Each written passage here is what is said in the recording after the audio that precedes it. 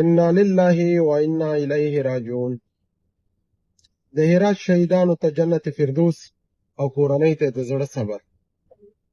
په سفر یم خو ډېر لرې، خو په غم کې م شریک یم، د هر افغان په غم کې شریک یم.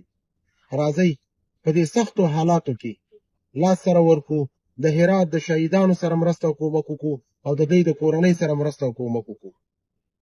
عطا فاونډیشن ټیم تللی دی، خپله مرسته به کوي انشاءالله.